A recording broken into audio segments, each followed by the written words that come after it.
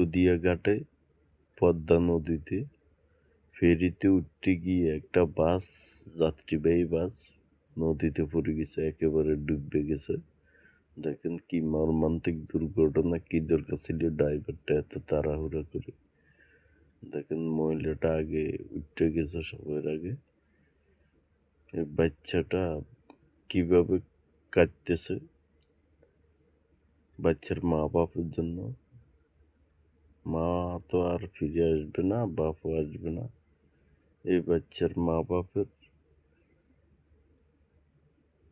মারা গেছে, এগুলোর দায় নিব কে? বাচ্চার মা বাপের ফিরিয়ে দিব কে?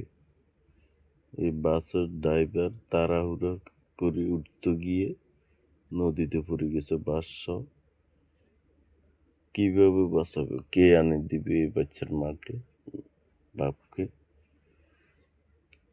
কারো কিছু করার নাই, বাচ্চাদেরও কিছু করার নাই। কিভাবে বাঁচাবে? এই গভীর নদীর একেবারে বাসটা ডুবে গেছে, কারো কিছু করার নেই। কিভাবে বাঁচাবে? এই বাসটা উদ্ধার করবো কিভাবে? এতগুলা যাত্রী নিয়ে বাসের ড্রাইভার এত তাড়াহুড়া করি উঠতে গিয়ে এখন নদীতে পড়ে গেছে। 5 মিনিট অপেক্ষা করলে এতগুলা মানুষের প্রাণ যাইত না, এইভাবে মৃত্যু হতো না।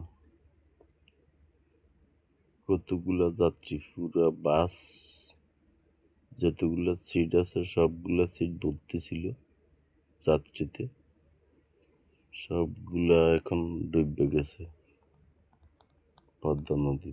গভীর নদী, ভয়ঙ্কর নদী পদ্মা নদী। এতগুলো যাত্রী নিয়ে কি দরকার ছিল ড্রাইভারের তাড়াহুড়ার? 5 মিনিট অপেক্ষা করলে এতগুলো মানুষের প্রাণ এইভাবে যেত না। এই বাচ্চাটা এখন এতিম হতো না, কতগুলা লোক মারা গেছে এই দুর্ঘটনা। আল্লাহ যারা মারা গেছে তাদেরকে